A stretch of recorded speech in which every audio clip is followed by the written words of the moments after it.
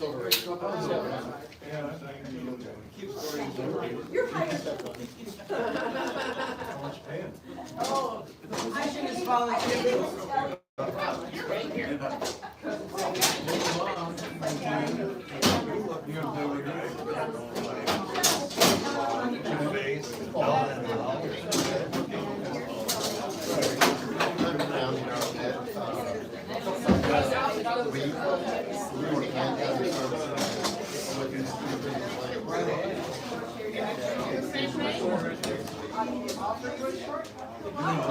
I don't know. I get my old man to see if I can. Good morning. There's a couple of chairs up front. Good morning. You guys come right in and you pre-registered and make sure you're on the list. What? What about it?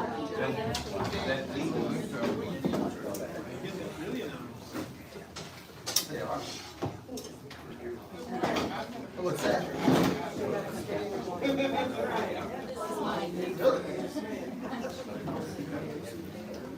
Oh, I'm not. Nothing to do with Drink down over. Okay, pleasure.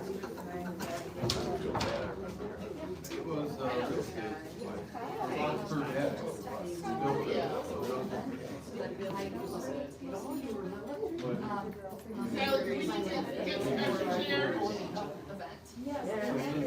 They've been a few here and there.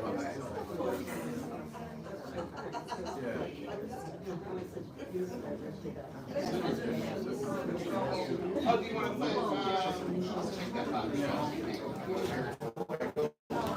No, I'm down towards Cedar Springs.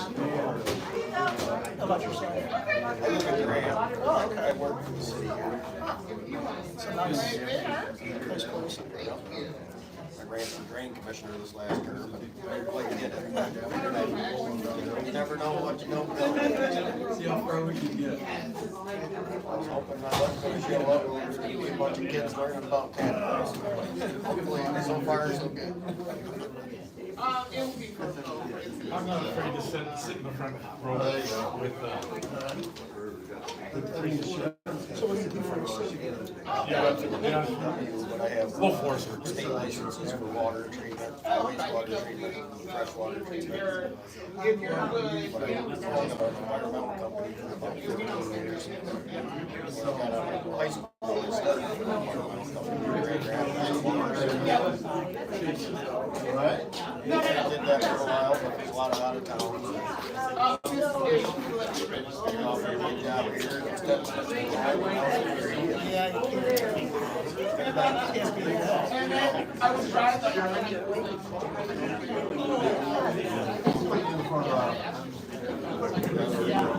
talking about taking out the nails. This is not true. Yeah, I know that they have a couple of small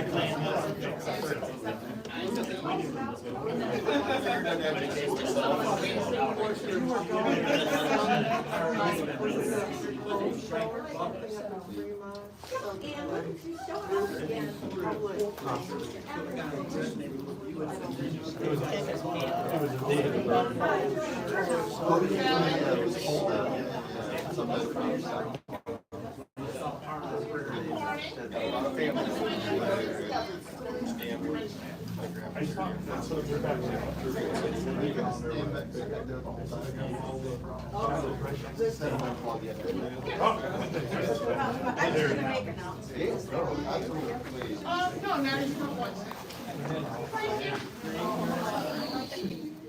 Can I get started?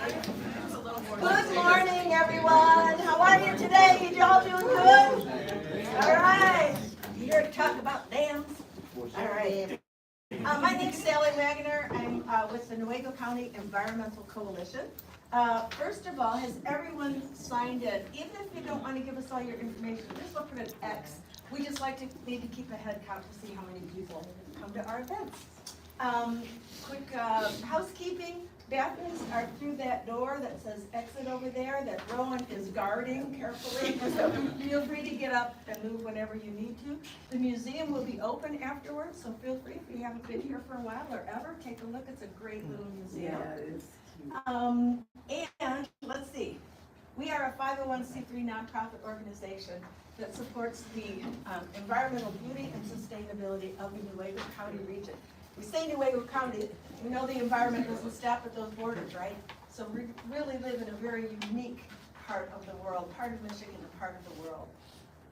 And if you want to know more about the events that we do and programs such as this, we hope you will give us your email address in a way we can read it.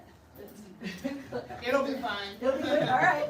Otherwise, you can always look at our website. We have a calendar that posts not just our events, but other things going on that are environmentally related in the area.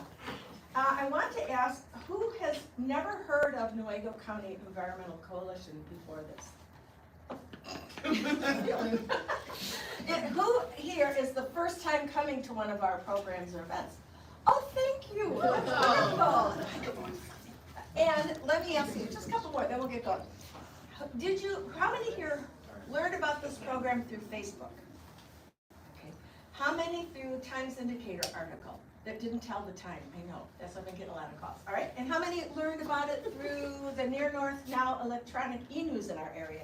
And if you don't get the Near North Now, it is a free electronic news thing. Just look up Near North Now and you can sign up. And how about through our e-news? How many found out about this through our e-news? Okay, good, we have a wide variety. Thank you so much.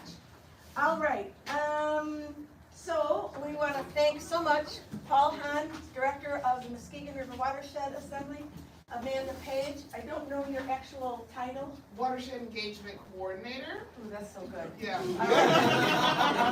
I'm going to let them introduce themselves a little bit more. Thank you. And also, please, if you feel the urge to donate, today we're going to give the donations to the museum because they offered this venue for free today. So please feel free to plop some money in here or in their little bucket outside. Thank you. Take it away, Paul.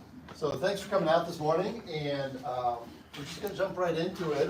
When we were putting this opportunity together, one of the ways to talk about it that was brought together, some artwork that was brought together, was this slide. It wasn't used in the end to title the presentation, but I kind of liked it, so I grabbed it, and I think it's a really good place to start. And so I'd like to start with a couple questions for y'all. My first question, and I don't necessarily need answers, but I just want you to think about this. Think about the last time you stuck your hand, your foot, or maybe your eyeballs on the Muskegon River or one of its tributaries. Just think about that. What were you doing? Maybe you were out there paddling, maybe you were fishing, maybe you have property on the river, and you just simply took a look at the bird feeder, and there behind it was the river, right? This is a place that we all very much love and care for, and I'm sure that's why everybody's here today, because they care for this place called the Muskegon River Watershed. This kind of coined name for the presentation today. I'm curious to know from folks in the room, I'm going to jot them on the whiteboard here, if we could just kind of one by one give me some feedback. Dams, they have an impact on our environment, right? They have good impacts, they have negative impacts. And I'm just curious where folks are starting today. Like when you think about a dam, it can be a big dam, it can be a little teeny dam. It can be any kind of dam. When you think about a dam in this watershed, and you think about the impact that they have, what's the impact you think of? Flood control. What's that? Flood control. Flood control. I'm going to put that over here. Okay, so what I'm doing here is maybe things that we think of as positives or negatives, right? You know, the good things or the bad things. Flood control would be a good thing, right? What else? Create recreation. Create recreation. We all like that, right? Yeah. Pretty unanimous. What else? Electricity. Electricity, a positive thing, right?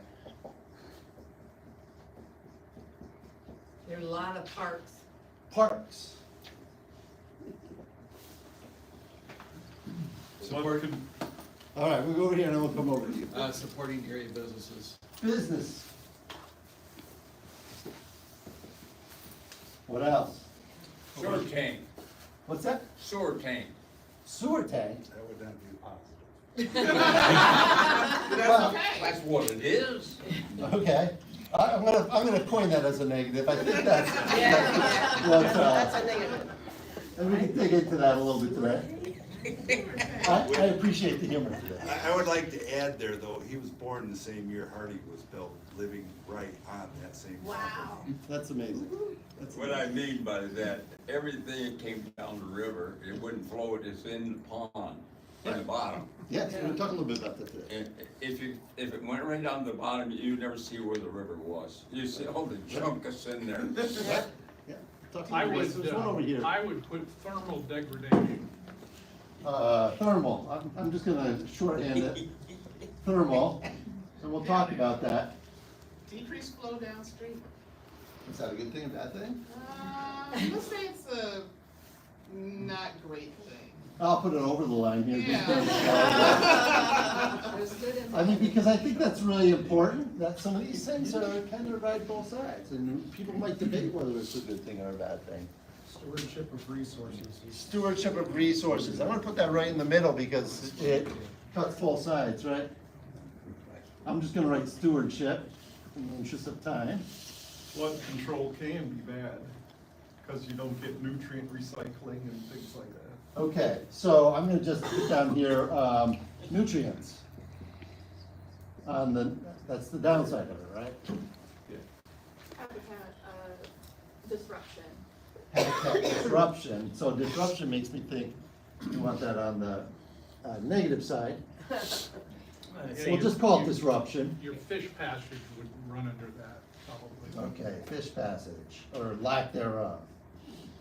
We call that fish pass, and there's lack thereof, right? Under, wait, can I ask under positive, would, reducing the lamprey? Oh, yeah, right.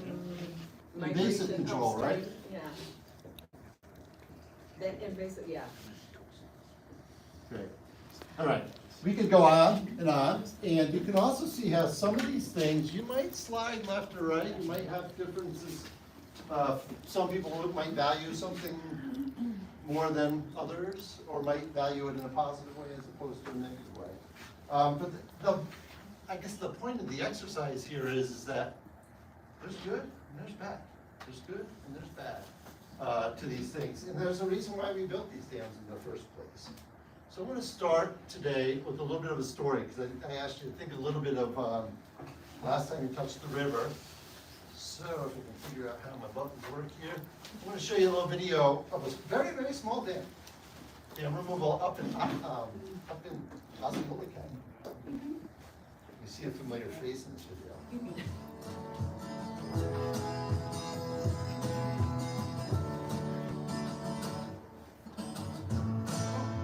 Purpose of the dam, I believe, when my husband started to construct it, was back in 1956, 57. He bought the property, 80 acres in 1956, and then he built the dam for his children. And as it turned out, because of the dam going in, there was an island out in the center of the creek as it obviously increased in size, and the kids loved it. It was their playground. I didn't escape there because there were snakes.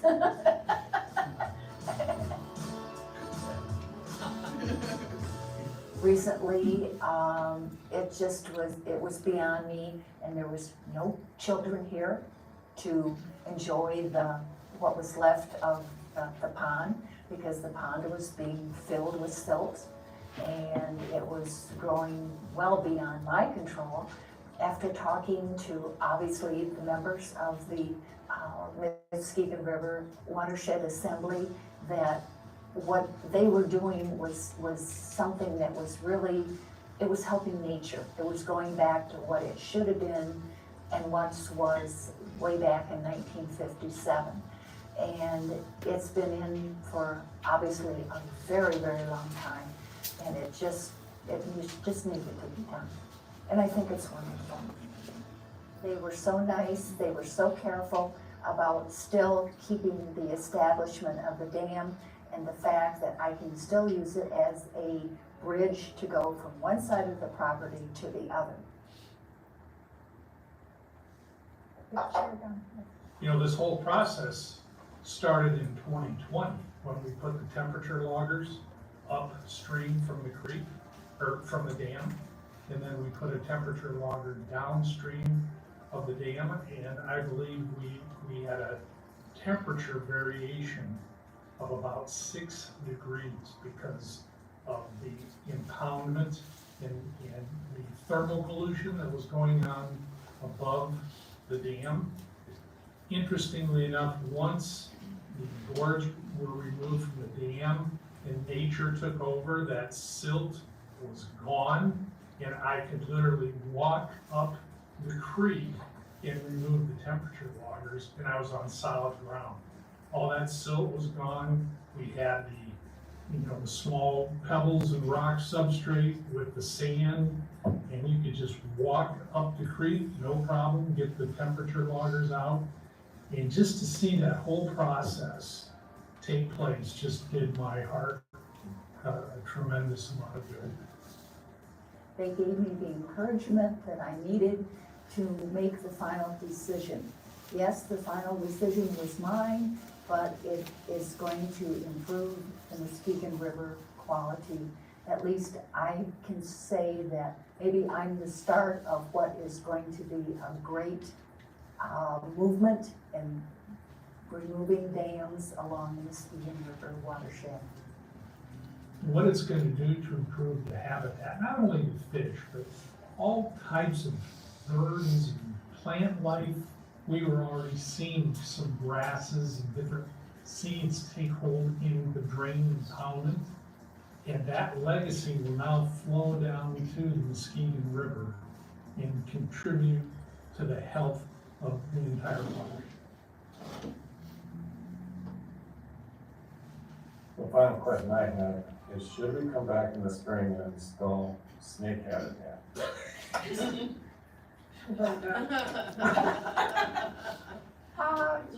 The answer to that question is, heaven forbid. I will say this, if you come back and you see a snake, would you take him home with you?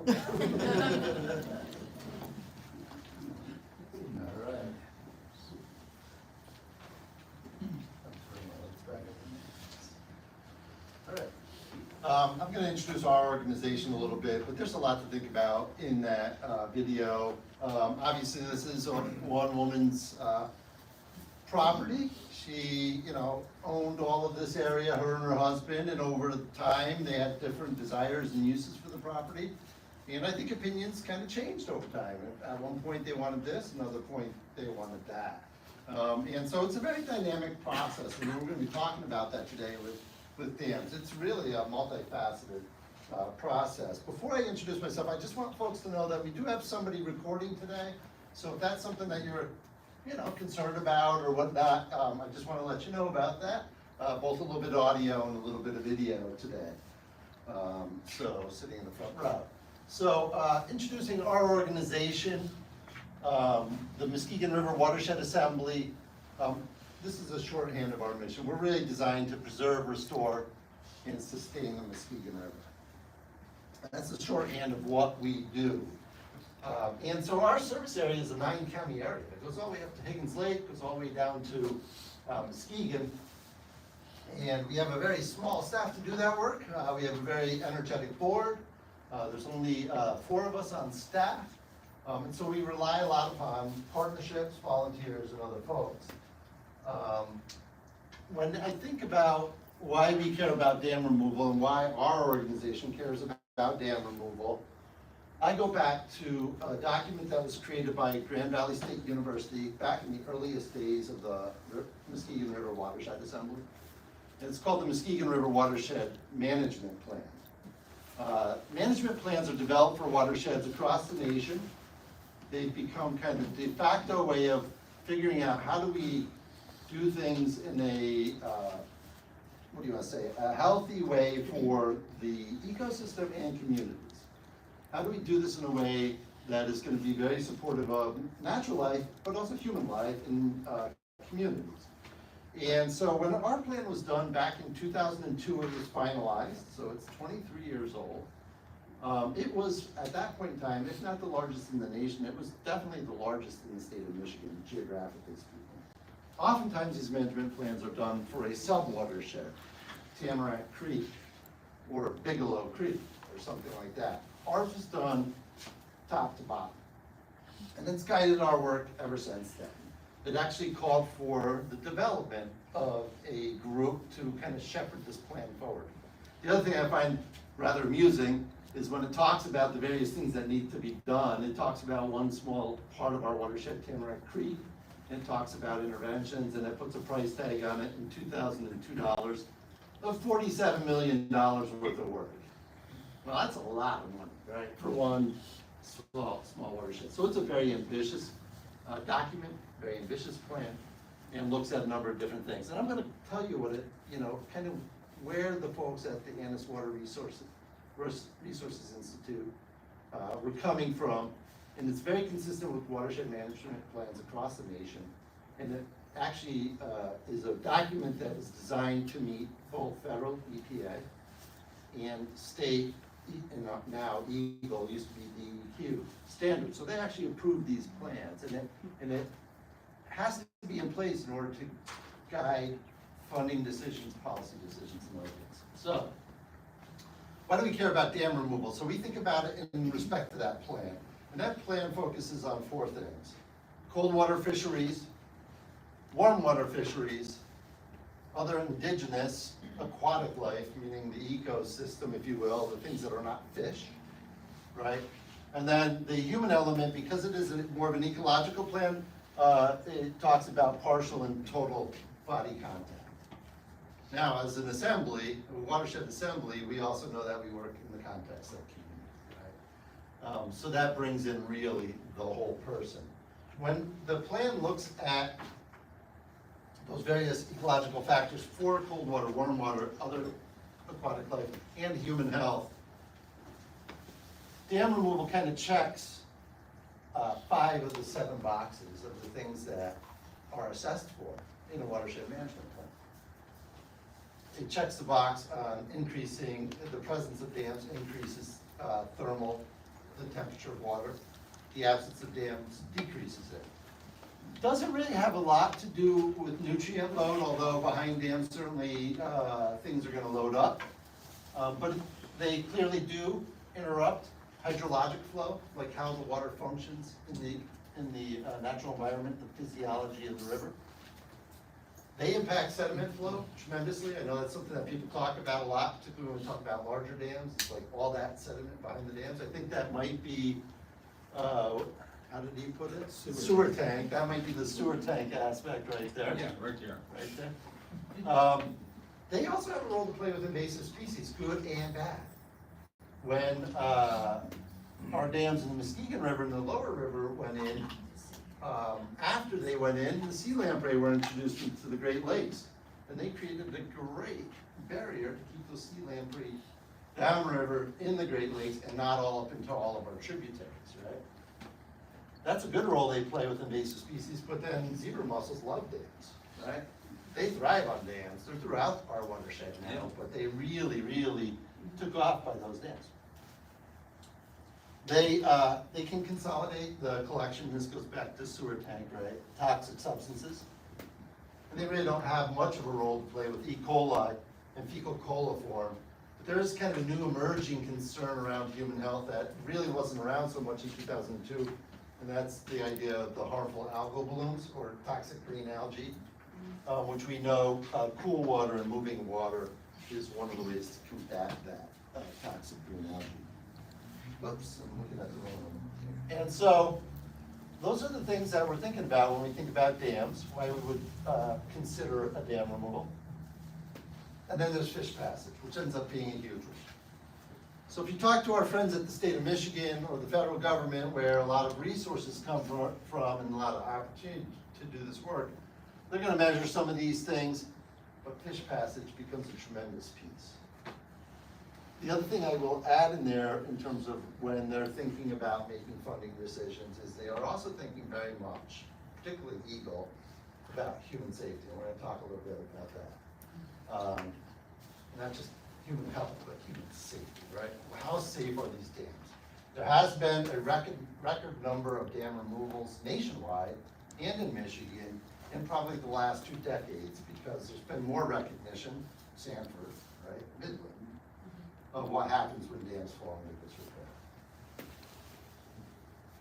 So, going a little bit further about us and our organization, I don't want to focus too much on our organization. I really want to talk more about dams and just give you some things to ponder and think about when it comes to those things. But our current focus really is, that watershed management plan is kind of our guidebook, if you will. It's kind of our North Star when we work in the watershed. And so sometimes it gets tempered by sometimes people's preferences, right? It also gets tempered by opportunity. Are there resources available to do the work? But that is really our North Star. We are really focusing on the flowing water in our watershed. When I've had occasion to work with some of the folks through NEC or NCEC, there's also people who are very interested in lakes, lake health, harmful algal blooms in lakes. Lakes are part of our watershed, absolutely. People are also very concerned about groundwater. Groundwater is part of our watershed, absolutely. But because of our size and our scope at this point in time, our concentration tends to be on where's the flowing water, right? Because there's more than enough work and we've had to think about how do we prioritize. So flowing water becomes a priority. When I say flowing water, that includes, the water behind impoundments, right? Like it's part of the natural transport system of the river. It's not groundwater, not a lake. And then the third piece that we're interested in is conservation and restoration projects. Watershed groups do a wide array of things. Our group is particularly focused on kind of project-oriented work. We're not so involved in going out to every school, making sure every 7th grader gets a watershed curriculum. I mean, that's really important work, that's really good work, but that's not where we are because we have a limited amount of staff, money, and capacity. So we focus on those conservation and restoration projects. We do education, but it's education for action. So we try to link it to those. And I'm going to talk a little bit about that. That's some of the work that Amanda's doing with us. All right. So history of dams in the Muskegon River Watershed. We kind of start with this guy, right? That's my buddy. There you go. I'm happy to hear that. Sometimes people say that's my nemesis. And I understand that too, right? History of dam building in the watershed. Before 1850, it was beavers. They were the ones, right? So dams are relatively new to our watershed. I mean, like when you think in river time, which is in centuries, not even years, not even decades, but centuries, that's kind of the time in which rivers move and change. Dams are a relatively new thing, right? First human dam in the watershed was right across the river from us here. That was in the Panoia Creek drainage, built in 1853 as part of logging moving up the river. And then about 1880, we don't have an exact date, and we'll talk a little bit about the Maple River dams were put in, choking off Maple River, essentially making Maple River go away. And I'll explain a little bit about that.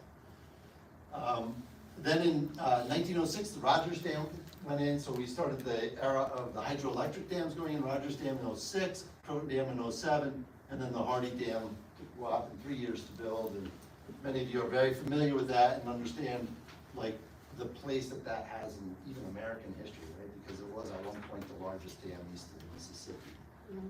It may still be. Well, the largest in the nation when it was first built. And then the Reedsburg Dam went in, and we're going to go back to Reedsburg. Does anybody know where that Reedsburg Dam is? Where is it, Walt?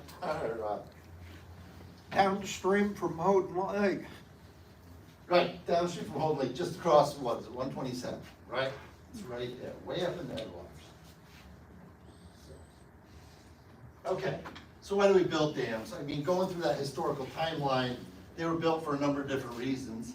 But really, when we started building dams in our watershed, other than the beavers, well, I guess they're kind of lumbering too, right? We built them to do two things, to float logs, and we built them for two reasons to float logs, right? To impound water so we could let it loose and let it go and raise the water level and move those logs down the river. It's kind of what many of us learned in grade school, right? But we also built them, like the dams by Maple Island, to channelize the river and to increase the flow where we wanted it and decrease, take the water from here and make sure it goes over there. So we have adequate water to float our logs. We also built those dams to mill lumber in the case of Penoyer. That was one of the reasons, right?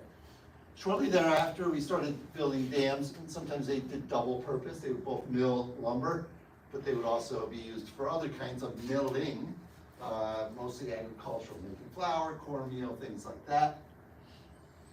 And also for manufacturing. The most recent use of the lowest dam on Penoyer Creek was the road manufacturing, right? It generated electricity, turned equipment, and was used for that manufacturing use. We built them to water our livestock. We built them then to generate electricity, much larger dams at that point in time. And then we built them for flood control. These are two different things. We're going to talk a little bit about that today. Flood control and generating electricity. And then lastly, it's relatively a recent phenomenon. We built dams for landscaping and for recreational uses. That really, I mean, like in the 1800s, they weren't thinking about, do I have time to fish, right? They were busy trying to sustain life in Michigan. And so a lot of that recreational use, that landscaping use came later. And that landscaping use really kind of fell into our consciousness because many people started to grow up with impoundments around them, lakes around them that were not natural lakes, but created lakes. So in the town of Marion, Michigan, there's a dam, it's a mill dam, and that's been there for more than 100 years. And the folks in Marion, Michigan are very accustomed to that, and it holds a very special place in the heart of that lake in downtown Marion. And so we began to think about that. That's Kinney Creek, right? That's why her husband put the dam in. Recreation was done in the 1950s. So then we kind of asked ourselves, which of these are falling out of use or have more modern options? And so, you know, the world's changing, right? We're not lumbering Michigan anymore. We can't float logs down in Muskegon. I think the authorities would probably throw a fit if you sent them right? That's changed. Milling, we don't mill at dams today. We mill in other ways. That's the picture of Morley Dam. That is Morley Dam.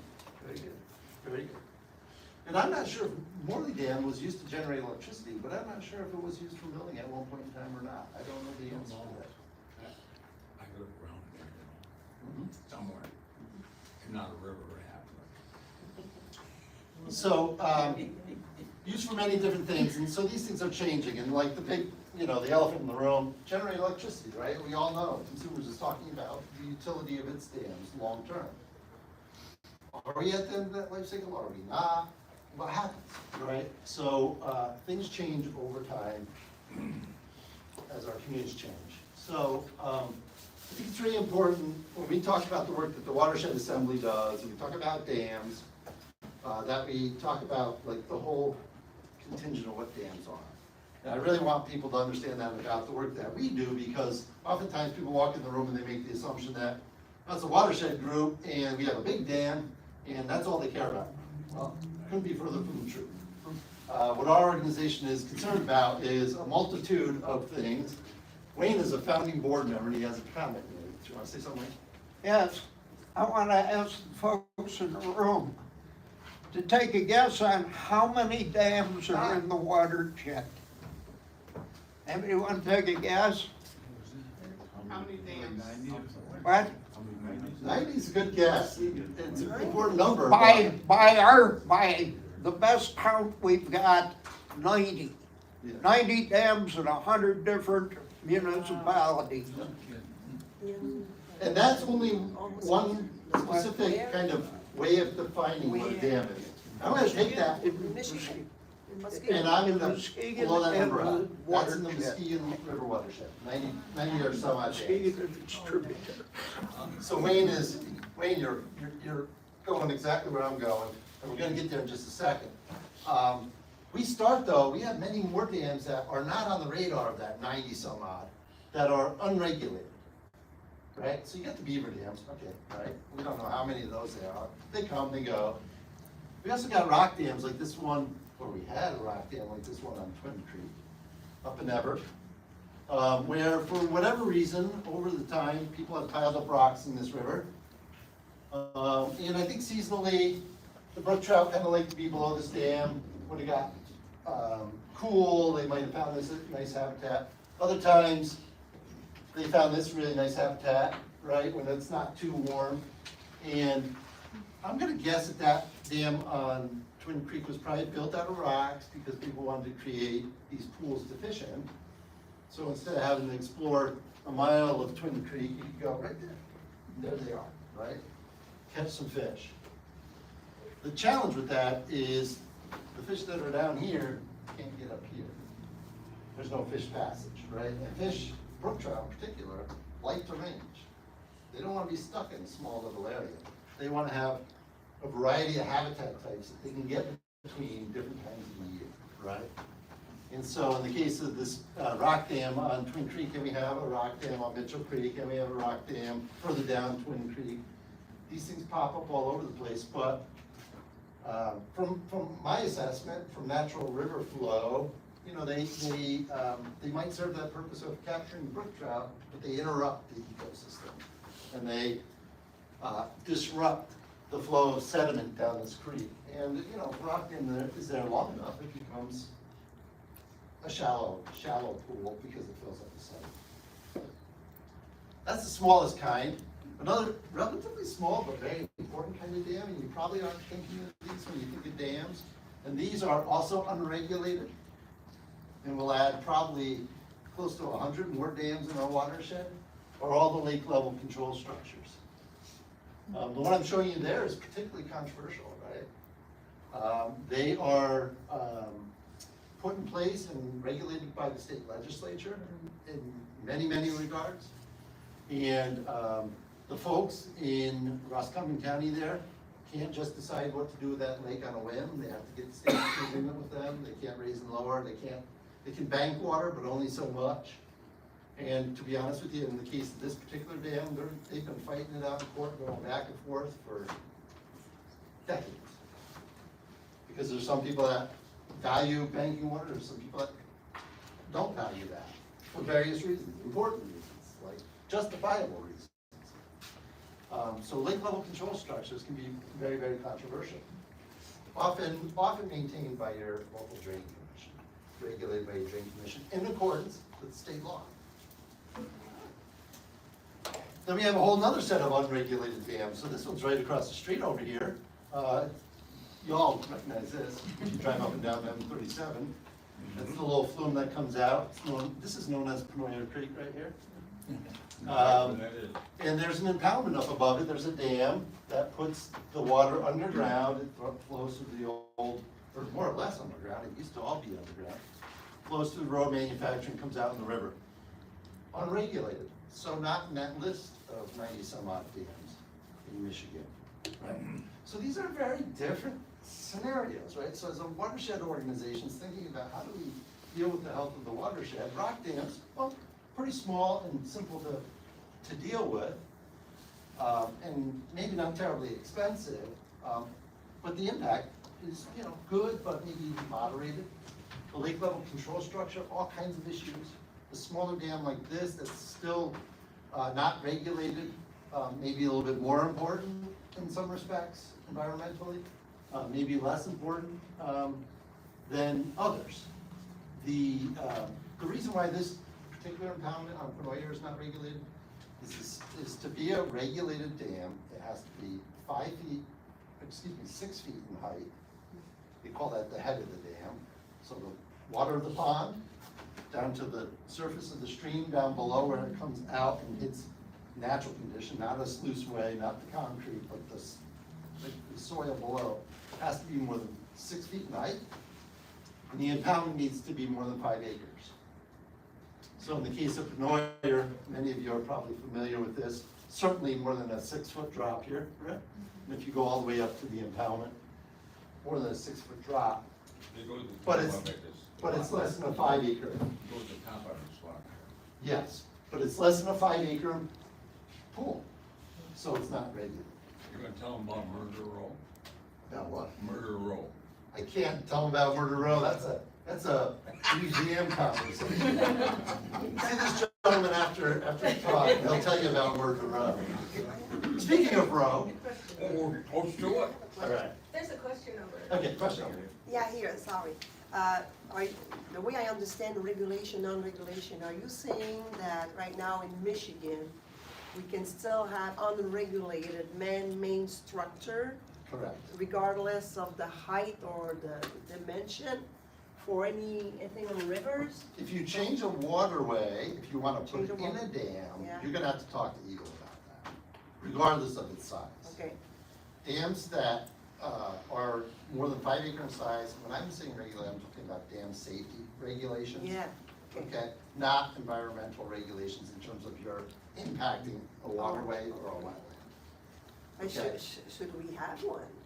That Should we have control- what? Well, something more like in the law that really, you cannot touch the flow of water, a body of water, without going to The authorities. DNR or the authorities, yeah. That is currently In- essentially in place. I But mean, can I ask on that, you say it's more about safety than about environmental? when we talk about a regulated dam, when I'm using that today, and when Wayne was using it, to say 90 dams, these are dams that are regulated for safety by formerly DEQ, now DEQ. And the driving, well, in the case of this one, this would be a really good example, an Archon Dam. This is on the Hersey River, up in Reed City, just north of Reed City by the old abandoned airport. Okay. That is a regulated dam, it's much larger than the 5 acre impoundment, and the head on it's probably 15 feet or so. So it is regulated. The state then, in that process, and the federal agency, and this is common state to state to state, then looks at 2 different characteristics of that dam. What's its condition when they do this licensing? In the case of a regulated dam, you have to get it inspected every 5 years. So if you're the owner of this dam, every 5 years, you have to call up an engineering firm. It's all private sector. You have to call up an engineering firm, have them come, take a look at it. They will do an assessment. They have to be state approved to do these assessments. They will do an assessment and they'll say, here's what you gotta fix, or you got a clean bill of health, go on. And then the state expects you to repair what the engineering firm says you have to repair. And 5 years later, you gotta do it all over again. 5 years later, all over again. That's how the state regulates these dams. Question in the back. And if you don't do that, what happens? That's leading me to our next piece. I'm gonna loop back to that. Then the other criteria, other than the condition of the dam that they're looking at, is what is the potential impact to property damage and human health? And they're leaving out of that equation environmental impact. They are strictly looking at dam safety. Is it gonna, are we gonna have insurance claims because houses are getting washed away and are people gonna die? So if this dam happens to have a lot of homes downstream and it's right up above downtown, and you're not fixing it, they're probably gonna come knock on your door and they're gonna start that whole regulatory enforcement process. If that dam happens to have a lot of natural area below it and it's in poor condition, they're probably gonna be less likely to act, because we have 90 in our watershed. There are hundreds, if not thousands, across the state, and they've got a staff of, I don't know, a dozen people maybe in the dam safety unit, probably less than that today. So, they are having to prioritize significantly when it comes to that. This dam, I don't remember where it appears in terms of its condition, but it's not tip-top shape. I kind of see that. It's kind of leaking through some of the areas. But downstream from it, there's a wide floodplain, even though it's right above Reed City. The engineers, when they look at it, the state deems that if this dam were to fail, there'd be an ecological catastrophe, but there would not be high damage to property, and there would not be high damage to human life. So it tends to be a low priority dam for Eagle. Now, you talk to the fisheries biologist, he wants that thing long gone, you know, because he has other reasons. But that's not the criteria on which these things are regulated. Question, what happens when those get switched and we start looking at more of the ecological portion first? Yeah. And then the human portion second? They move forward in different ways, right? The regulation is really strong to protect human life. The regulation for an existing structure that we're used to having there to protect the environment is very limited. And so then we have to seek opportunities. We'll talk a little bit about that. And one of those opportunities, as you may well imagine, is can we afford to do this, right? One of those opportunities is, where's the community at on this thing, right? Do they want that? Do they want to come on? Do they want it in? And we've seen that over the history of dams in our state. So here's an idea. All those dots represent regulated dams in the state of Michigan. There's a ton of them. It's a little faded so you can read my words. We have 97 regulated dams in our watershed. Actually, yes, that's correct. That's a number as of earlier this year, because a few of them have disappeared. 36 of them, as of about January this year, were not rated. So for whatever reason, the regulatory framework, the property owner never did anything about it, and Eagle's not hot to trot on it. So that's about a third. More than a third are in satisfactory condition. Everybody's pretty happy with it. You got 17 that Eagle's like, hey, probably ought to do a few things, fix a few things. We have 2 dams in our watershed that are in unsatisfactory condition. And one of those notably is Road Dam number 2, which is on Penoyer Creek right across the main river here. Road Dam number 2, if you're familiar with that, on Penoyer Creek, it's a complex of 3 dams. And for whatever reason, Road Dam number 2 is the one furthest upstream. I know it's counterintuitive, you think it'd be in the middle, right? It's the one furthest upstream, behind the church there. And then we have 3 dams in our watershed that are in poor condition. And depending upon the potential impact on human life and property, Eagle gets more excited about those or less excited. Road Dam number 1, the middle dam on Penoyer Creek, is one of those 3 in poor condition. And the Marion Dam is currently in January was in poor condition, although I've learned that there's some work going on there, so it may notch up, right?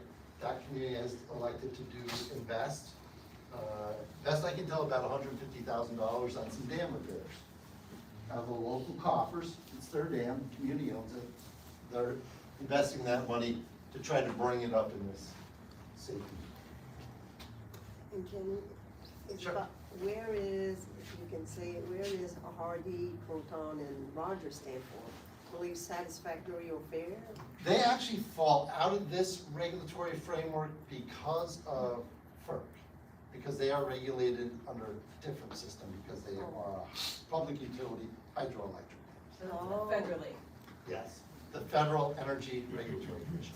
Okay, that's another, Yes. okay. So we have 100 regulated dams, if you will, in our watershed. These are just the DEQ regulated. So there it is, right? So that's another kind of dam we have. We have 3 of these. What was that FERC that you said? FERC. Yeah, FERC, Federal Energy Regulatory Commission. Because they generate power. So we have 3 hydroelectric dams, and then, not to be confused, we have just one dam in our whole watershed that was designed to be flood control. And this is a big misconception that's out there about dams. Most dams, we don't tend to move the water up or down. Lake level control structures we do. But a lot of hydroelectric dams, we don't necessarily fluctuate the water level. We'll talk about that real briefly. This is the only one that was built solely to regulate water level and to do flood control. And if you're gonna do flood control, you're moving the water up and down in that impoundment significantly. And so if you're familiar with the situation with our hydroelectric dams, with some exception, and we're seeing one right now because of the repairs on Hardy Dam, which are all being driven by the federal government saying they need safety improvements made to that dam because they have concerns. So they want improvements made, so they've drawn down the dam, they've gotten permission to draw down the pond, I think it's 12 feet right now. And they're gonna make those repairs. But under normal operating conditions, the Federal Energy Regulatory Commission says 12 inches either way. So those dams are more or less, not quite, but more or less what we would call run of the river. They are not flood control. Now, if they draw down the dam a foot before a heavy rain, we might be able to kind of moderate a little bit flood impacts. But a foot rise or lower rise where those dams are at is probably not gonna have a significant impact on the river down below. What people have been concerned about, it pops up in the news whenever we have a very, very large rain event, we have a flooding event in the lower watershed. People want to talk about, can we use those dams for flood control? And if you Google it and look, the answer has consistently been, they are to generate energy and they're not allowed to go outside of that window. Reedsburg would be the only one. And part of what happened historically is that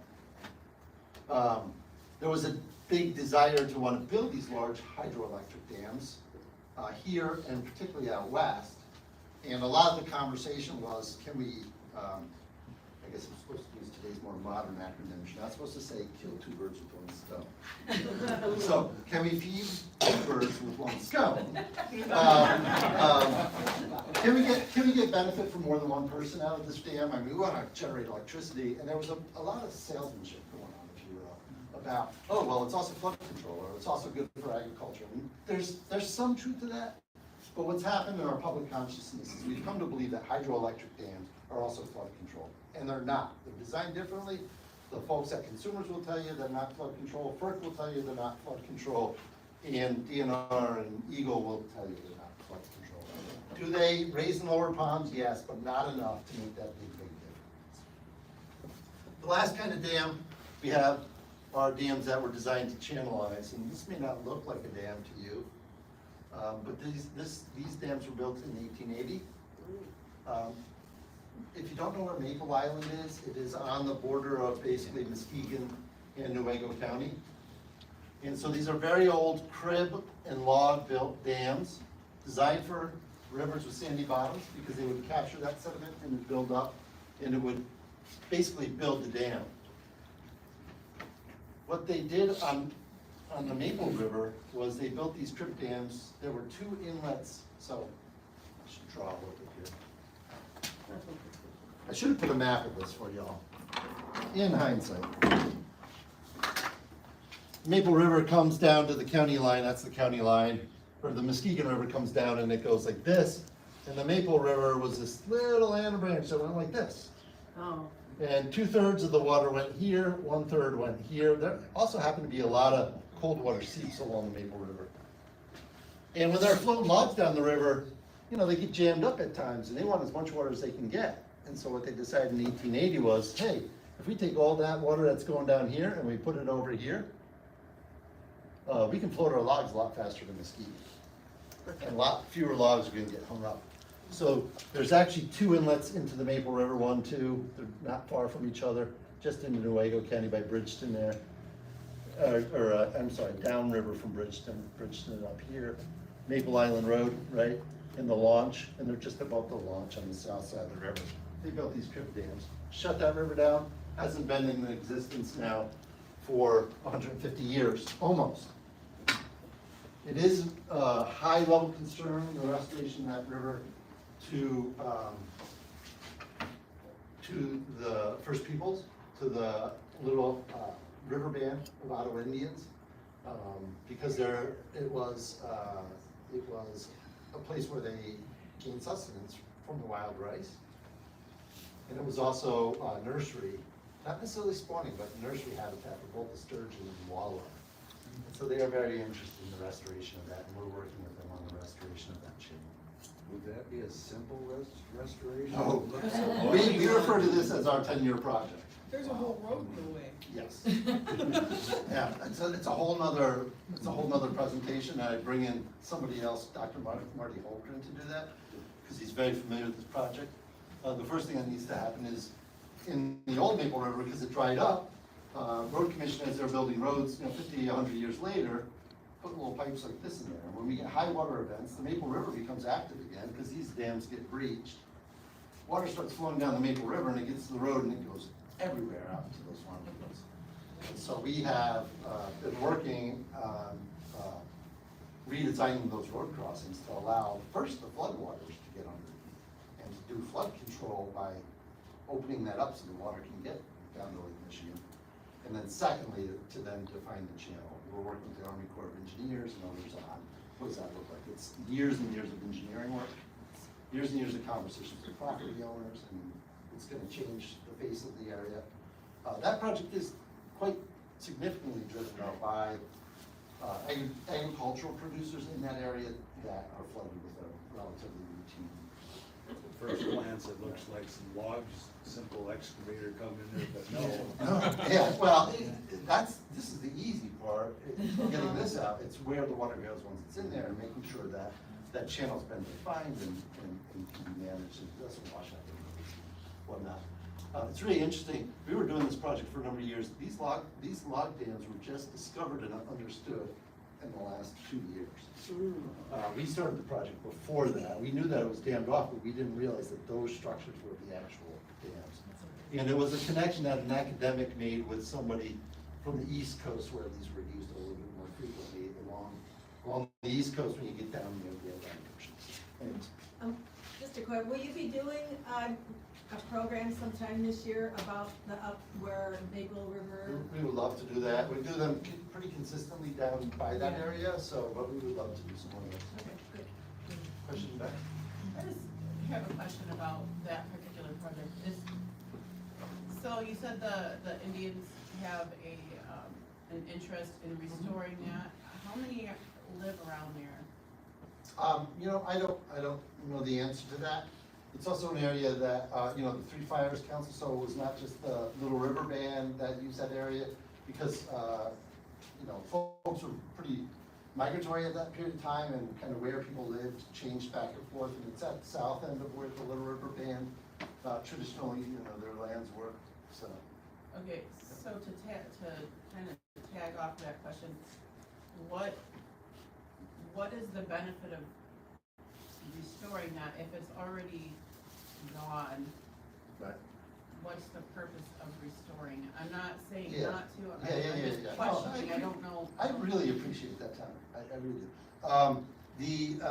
You're exploring, and I think that's what I'm hoping everybody will do, is just explore maybe perspectives that we haven't considered, right? And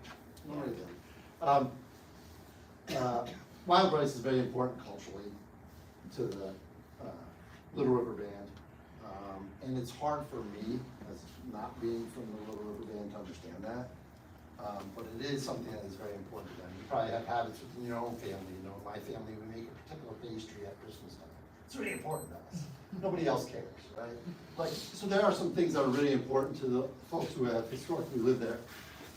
The wild rice would be one of them. The other piece is scientifically, and it goes to Wayne's longevity with our organization, the kind of habitat that was in that river was really significant to sustaining the walleye and sustaining sturgeon in our river. And then I guess the third thing about that stretch of Maple Island is there's a lot of cold water input that goes into Maple River that marginally or even doesn't make it to the main river, and has really influenced the temperature of the river at the bottom end. Because you got all this cold water that's coming into a rather sedentary place, it's warming up, and it's not contributing to the river. Question? What is living there now? What ecosystems are there now that might be It's kind of lost? like a wetland. It is a seasonal creek, river bottom wetland. I'd have to bring in somebody like Dr. Holgren to talk a little bit more about that, because I can only talk about it as a layperson at a high level. There are some remnant populations of what used to be that the fish have completely changed. The fish species, but the wild rice is still in certain areas in that channel. So if you change that, then those fish that live there now will probably not live there anymore? Or they may relocate and move, right, yes. Yeah, right. It would be a change, right? That's a constant thing that we work with in these situations, is that when you change habitat, you change the species that are present. Right? Can I just say one other teeny thing about the wild rice? A little bit, the importance to the Anishinaabe people, and it's not just to them, it's to what our ecosystems used to be. So there are very few actual live wild rice beds anymore because we've drained a lot of wetlands, we've changed all the rivers and things like that. And you can't just decide, oh, here's a wet spot, let me plant some wild rice here. There's very few places, so a place that used to have strong wild rice beds are a place that are going to be naturally able to hopefully reproduce those beds again. So this is a terrible graphic, I didn't realize it pixelated so much when this large. But so when you talk about dams, you can't talk about dams without talking about floodplains. And I just put this out here because as we do our work, we're often thinking about how rivers function, and the hydrologist will explain that, you know, we have a creek that's typically down here in the summer levels, and let's just say this is Penoyer Creek, right? Typically down here in the summer, and in the spring runoff, it comes up to what we call bank full level, and that's every year. We get the every 2-year flood, and it comes up just above bank full, maybe a little bit, and then we get like the 100-year flood. And it's really important to have those floodplains connected, and that's kind of what's happening with the Maple Island project, is that we have disconnected floodplain. And when we do a dam removal, we have disconnected floodplain. I'm going to show you some of that. And so it's really important that that get connected so that when the water raises, it has somewhere to go. Somewhere to go that is supportive of the natural flow of water. If we try to fight it too much, we're going to continue challenges. If we put a hardened bank up here and we get a high water level event, it's going to grind out that river. It's going to just continue to scour. So you want to remove dams. It makes beaver kind of sad. Some of you get real happy to get rid of a beaver dam. There's a lot of different opinions about that. So our organization does get involved in dam removal strategically and in conversation. So this is where like our name, Muskegon River Watershed Assembly, comes into focus, right? Like we can't do a dam removal on our own. Paul Hahn doesn't. I don't drive a backhoe. I don't know how to navigate DEQ permitting. There's a lot of things that go into a dam removal. So be kind of very carefully proceed. Before I talk about how we do that work, just talk about some historic dams that have gone away. Like, because we often think about the ones we have. We may or may not want to see them gone. But I think it's really important for us to look at, we've done this before. In Nuevo, there used to be an impoundment from basically about where M37 is, all the way upstream to what the anglers know as Boathouse Bend. Like it backed the water way up. Not significantly way up there. Most of the pond was down the south end by Henry Park there. But the Nuevo Dam was there, and it was there until 1969. I remember that. You remember it coming out? Yes. All right. Yeah, right. So there's definitely people who remember that here. You said swimming was the height. What was the height of that? I don't know the height of that dam. I'm sorry. The museum folks We may used know. to go and see fish jump. You know, that's one of the things I've read about this dam was like, that was quite the sight when they first brought in the migratory fish into the Great Lakes. That people would go and watch them struggle to try to get that dam, and very rarely did they make it. Right? But you know, somebody mentioned sea lamprey, right? This was a sea lamprey barrier when the sea lamprey first got in the lakes, and we weren't terribly concerned about it at the time. So when this dam went away, and there wasn't much thought to sea lamprey barrier. Today, if you were to want to take this dam out, the U.S. Fish and Wildlife Service, not the state, the federal government would ask you how you're going to control the lamprey from that point upriver. How are you going to keep them? So another one that went away, and I forgot about this one until this morning. Quick, find a photo, stick it in. Was the Big Rapids Dam. Most of us in this conversation today are probably from downriver, but Big Rapids had a fairly large dam, not the Reedsburg Dam, but a Big Rapids Dam. And they started taking that one out in 1965. They didn't get it all out until 2001. Yeah. They had two. I worked at, Wolverine Worldwide. Okay. My husband was a cardboard man. Okay. And I remember that. Then they took it out. Right, so they initially took it out, and the excavator that was doing the work, told him how much he thought it would cost, and he found out the concrete was a lot harder than he expected, and he literally went broke and the project stopped, and so they left a lot of concrete in the river, so the dam was gone, the river's got natural flow again, and not that it regulated a bunch, because it was not a flood control structure, it was a hydroelectric dam. But that concrete also blocked fish passage, right? Probably not for the high jumping fish like Is it still rainbow there? trout. Yeah. The concrete has now been removed. Yes. So it Yeah, had the natural river they flow. call Gary's Rock. I don't know Gary's Rock. Song. I don't know Gary either. But if you go behind the middle school in Big Rapids, there's a. Yeah, I know nice right walk. where it is. So, You mentioned the Nuevo Dam and this dam, what And were then, the Sam, uses? too What young were to the know. uses See of it. those two dams? I've run across it. electricity here, Nuevo, I believe initially was milling lumber, but then also hydro as well. So a lot of these things, I mean, even the small dams, we have a dam in Penoyer that we'll be working on, road dam number 2. That was used to generate electricity on really small waterways. So here's another one, and a pixelated picture. You know what's really funny? You cannot, I searched high and low to find a decent picture of the Hersey Dam on the, in Hersey, Michigan, on the Hersey River. Hersey. That dam came out by the city of Hersey in the county in 2006, and the state was involved in that removal. That dam was removed because it was just starting to fail, and they were concerned about the impact to the surrounding community, the failure of the Hersey Dam. You have to give us some credit for that. We were the coordinating agency for that dam removal. Yeah, we were kind of around the edges of it. They were the big guns in terms of the money and whatnot, but yeah, we certainly ecologically wanted to see that gone. It was after the watershed management plan was developed. It's had a tremendous positive impact, and we went back in afterwards as the Watershed Assembly and did a lot of bank work and stabilization work. We'll talk a little bit about that upstream from that dam afterwards. Because 20 years ago, we take a dam out and kind of let nature run its course a little bit more than we do today. Today, the expectations are that you'll really mitigate the whole situation. We'll talk about that briefly. Then there's the Kinney Creek Dam. You all heard about that. There are probably snakes there today.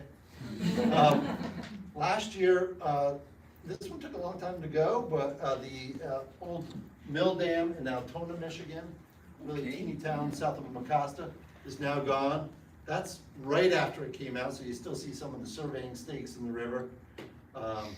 And that's an interesting project on 5 Mile Road in Mecosta County, where it crosses the Little Muskegon. Yeah. So I'm going to transfer now. That's past. Here's kind of what's coming up and what we feel comfortable, you know, like, and I'm going to get into this when we talk about dam removals. It's a process. These are far enough along that, you know, it's becoming more and more public. Road dam number 2 and road dam number 1 on Penoyer Creek are in the process of getting the engineering done, the funds together, the right partners assembled for removal. So high likelihood, I'm not going to guarantee it, not bet my house on it, but high likelihood. I might bet my car on it. It's not running that well today. So, road dam number 2, if you're familiar with this is on Penoyer Creek. You can see Penoyer Creek's relatively small here. This dam has already been breached. It was breached in 2019, and the Nuevo County Emergency Services group would like to see it gone. Eagle would like to see it gone, and the property owner is willing to see it gone. And we're working through the process now to make that happen. Of course, when we work with the property owner, they're like, well, just like Ms. Hainland, right, on Kinney Creek, they're like, well, we got property here, but we got property across the creek, and if you remove the dam, we can't get to that because there's private property all around it, and no road and a railroad track. And so we have to, you know, we have to navigate those kinds of things. Okay, so then what does the property owner need to get access to the other part of the property? In this case, it'll be a bridge, right? So you can't just pull the dam. You got to think about it. How do we put a bridge in there? When we talk about putting a bridge in there, how do we keep the regulatory authorities happy when we build that bridge? Is that still there? It's still there today. That, I know it was. that photo is just a couple months old. This photo's just from last summer. That's road dam number 1. The head on that dam's about 12 feet. And when road dam number 2 was breached, you can see where the sediment ended up. Right? That dam became, what'd you call it? The sewer, what? Sewer tank. The sewer tank for the dam above when it breached. Right? I'm gonna save that word. So, a lot of sediment in there. We're also working on that one. That one Eagle wants out because they're very concerned about its safety. And so we're also working with the property owner on that. But we gotta go through engineering, right? It's not inexpensive, and we'll talk about that. We gotta go through engineering, make sure that when we do it, this doesn't end up in the Muskegon River. Nobody wants that. We don't want that. And you can do it without that. And that whatever happens here, they get a nice house here. They're not gonna wanna look at junk. They're gonna wanna look at something scenic. Down below, the anglers, it's a brook trout factory. It's really interesting, a very small part of the river, but it's a brook trout factory because of all the groundwater. It's very cool. Please don't publish that fact, because I don't want everybody taking this brook trout out. And then when it's reconnected, they'll have access to 7 miles of contiguous river and has prospects to be a very active fishery. There's life in this pond, but it's very limited. You know, there's ducks in it. There's certain kinds of macroinvertebrates that like that sandy habitat. You get down below it and the habitat quotient goes off the chart where it's naturally from. And if you'd like to think about, if you're familiar with this and you're thinking about it, a lot of local people here, you know, what is this gonna look like someday? The best reference would be Brooks Creek over by Mitchell Park. Yeah. Because it's very steep gradient here, and it's very steep gradient there. And we have very few creeks in our watershed, frankly, in the state of Michigan, that have that kind of high gradient situation. That's potentially, well, it's not potentially, if we move forward with this project and everything goes well, that's the kind of habitat that would be seen here. Dams are intentionally built in high gradient sections of river. And so those high gradient sections that were already rare in Michigan to begin with have become more rare because of the presence of this kind of stuff. So this will restore that high gradient area, which is a very unique habitat and supports things like brook trout. So I can't remember, is that house, does that house owner actually own the dam there? This house has been remarkably improved, and it is owned by the property owner, yes. They own, yeah, there's 2 parcels involved. Well, no, Yeah, I was there's gonna multiple say, parcels. I thought the last time I looked at that, at least the one upstream was not owned by the house owner, I thought. Yeah, now it's all been assembled under one property. Now it's all assembled under It's this this old person. cemetery, isn't it? Yes, yeah, if you go out back, boy, you get around. Most people don't connect the 2 sides of the cemetery. And I like, All right, then the other one is up in Mecosta County, the Buckhorn Creek Dam, which we've been working on for quite a while. This has been a very challenging situation. I want to talk a little bit about this just to give you an example of what happens with these projects. This one has about 10 to 12 foot head on it. It's kind of hard to know that when you look at it, you really don't see it because it's all underneath the White Pine Trail. So this was part of the rail line that was built to when they realized that floating logs was not the most efficient way to get logs out of northern Michigan. Maybe if we get them on trains, we can get them out of here faster, make more money. They built, and I forget the name of the rail line. Do you remember the name of the rail line? It's White Pine Trail now. Yeah, it's the White Pine Trail now. We need our friend Jim Latine here to tell us the history of the area. But, you know, so that rail line was put in and the creek was channelized underneath that rail line many, many years ago. It created a impoundment here. This was full of water previously. This is actually an ice house. There's a ton of history. I'm not going to go into it. I'm happy to talk about it afterwards. But this ice house was used to collect ice off the pond and store it because just to the south there, very, very cold creek, Buckhorn Creek, and 2 more cold creeks south of there. That became an instrumental part of Michigan's and the nation's fish hatchery system for particularly rainbow trout, when they brought rainbow trout to the Midwest. They're not indigenous, and they reared them there, and it was right on the rail line, and you had a pond for ice, and so you had a way to distribute fish throughout the state and the nation. So anyways, that project's in process. We're working with Muskegon County Parks on that, the state DNR on that. When we started this, there were less standards around replacement of a bridge that's used for a rail trail. There was a little bit of lack of understanding of that too, and as we move forward, we gotta be able to get a fire truck across the bridge that goes in there. So the engineering specs and the cost of this project have grown tremendously. It's out to bid right now for construction, so we hope to see some work upstream this summer and the impoundment done, I mean, not the impoundment, the dam itself, early next year. We're still in the process of working with contractors, figuring out schedules, and so all of that is very iffy, right? Very in play and in flux, but those are really rough estimates. And then we are working on the Maple Island situation. If I were to guess, you know, when might that river be reactivated, I said it's our 10-year project, so I can't even put a date on it. 2030, 2035, 2028, I don't know. It's much work that needs to be done there with many, many partners. So here's the process. This is why it's really hard for me to be able to tell you the specifics on when you're going to see a brand new trout stream somewhere, right? Because in the first year or more, Wayne, in some cases, this went on 5, 6, 7, 8 years, right? You have to identify the impact of the dam through research. You're searching for opportunities. Does the property owner want this or don't they? Does the community want this or don't they? Is the government gonna fund it or won't they? Is the government gonna fund it, but might people have problems with that? There's a whole public hearing process, and so then the government doesn't wanna get in the middle, and so maybe it's not gonna go forward. I mean, there's all of that, right?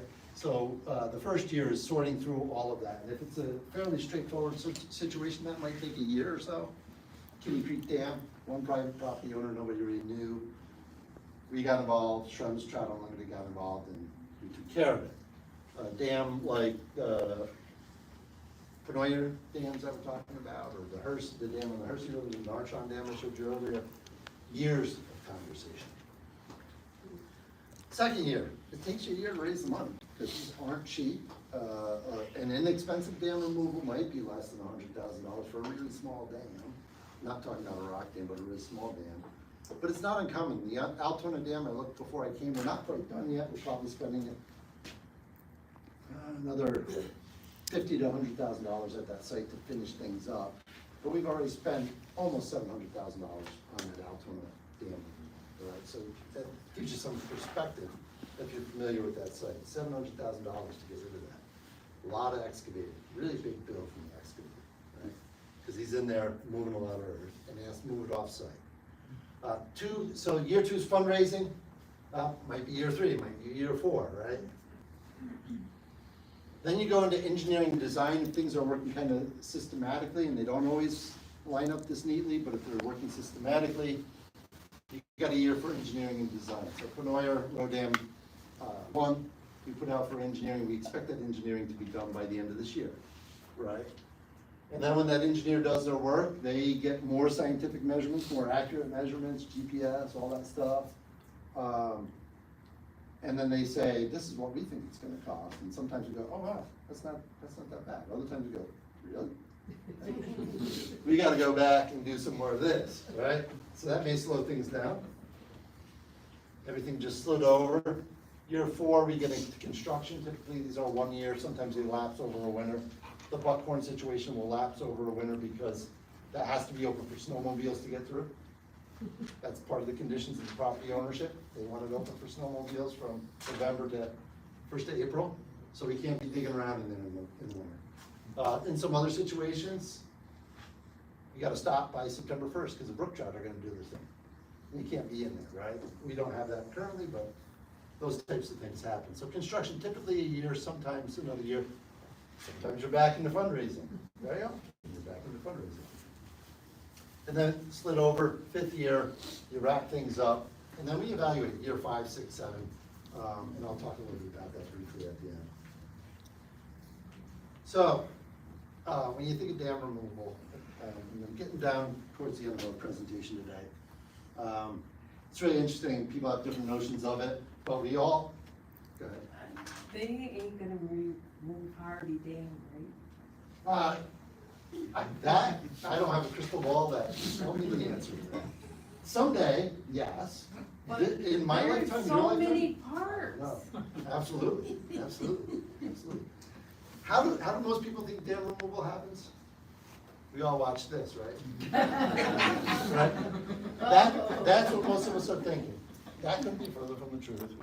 Many of us know that, right? Dam removal, this is a large dam, up on the Boardman River in Michigan. So I should give credit where credit's due. This is a project done by the Conservation Resources Alliance up in Traverse City, CRA. On the Boardman, they've taken out 3 very large dams. At least 2 of them are hydro, if not all 3 of them. On the Boardman River, and now they're working on the final fish pass by Traverse City. But this is the project on the Brown Bridge Dam when it was in process. And so we don't blow it up. They do a lot of things. One of the first things they did was they put in these big straws. And they very carefully suction the water off the pond to de-water the pond, slowly, not fast. And in the case of this bridge, it took multiple years to do this project. It's a big thing. So they de-watered the pond. One of the things that I think is pretty interesting is you can see where they're excavating. It's a little cloudy. Nice clean water. Nice clean water coming out here, right? So they're de-watering it very carefully. They don't want to move that murky, cloudy water. Very concerned about that. I mean, the turbidity of our waters is really important, so we do these projects and are expected to do these projects so that turbidity does not get raised on it.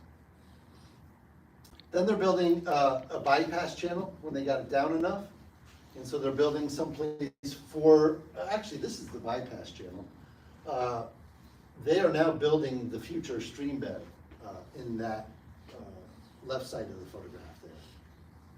They're putting in sediment traps upstream and downstream because they don't want all that sediment going. What are they doing with all that sediment? In this case, they got pretty lucky. They could move a lot of it just kind of back out of the floodplain away from the river because they had a lot of public land, a lot of open public land where they could stage the spoils or the sewer tank residue, right? But in some cases, they're also trucking it off. It's going somewhere like high and dry, out of the area. So we don't just leave it there. We don't just flush it downstream, right? It didn't end up in Lake Michigan. So they get the sediment traps downstream. So if it does go downstream, they use booms, they use different strategies to capture that stuff as it goes down and then scoop it out. So now Tona, when we did that project, we had a boom downstream and the excavator was doing his work and a little bit of sediment went downstream and that boom caught it, and then that's when the last thing he does is he goes and he cleans up his mess and gets it out of there. Now we have a naturally functioning machine. So, What do you anticipate with row number 1 sediment? yeah, it's gonna be a very careful drawdown in that situation. And then there's a lot of upland on the property that may be able to be utilized, but row number 1 actually has a lot less sediment than row number 2 further upstream. Hey, sir, just want to know, what was the reason of this dam removal? You know, I don't know the answer to that per se. I mean, they were returning the Boardman River to its natural flow. These hydroelectric dams were falling out of use. And when they fall out of use and they don't make enough money, then maintenance becomes an issue, and I think that's mostly what happened up there. There's a wonderful little, whitewater stretch now downriver, past the Keystone. Yes. Area. If you're ever in Traverse City, the Brown Bridge natural area, beautiful, go check it out and you can see what an old impoundment looks like 10 years later. Just kind of totally changed. The free-flowing river is beautiful. I'm sure the impoundment was beautiful too, right? It's all a matter of preferences and perspectives. But go check it out. I really encourage you to do that. There's also a ton of YouTube videos, right, on this particular project. So if you want to learn about dam removal, this is a good one to look at. So you mentioned the sediment, you're very careful on how you place that. Where does that, like, why are we so careful with the sediment? If it came from upstream and it would have been up there anyway, do we like return it back upstream? Yeah, that's a good That's a great question. Just so before you answer that fully, to piggyback on that is, do we test the sediment and Yes. see what's in it? That's a good question. Both of those are good. Yes, we do test the sediment, like Buckhorn Dam. They had to test the sediment, there was something there, and then they were like, oh, we gotta check it out, and then they did analysis, and then we realized that the amount of what's there is naturally occurring, and okay, now we got a green light again. So DEQ and Eagle are looking at those kinds of things, like, you know, is there, in that case, it was a naturally occurring substance. In other cases, there might be like, you know, a ton of, I don't know, I come from the East Coast, PCBs, mercury, heavy metals. We do need to test for those kinds of things, and clearly, if those are present in high enough amounts, you're trucking it off-site, and you're having to truck it to a very safe and secure location, right? So with that safe and secure location, what happens to that sediment? 'Cause I would like to think about like the whole process and not be just like, we're just gonna dump it at the dump site and like close it off and hide it to everybody, and then, you know, years later we have what happened with the Grand River. Yeah, we have these legacy chemicals, forever chemicals, things like that, right? They're very, very, very challenging, and like, they are there now.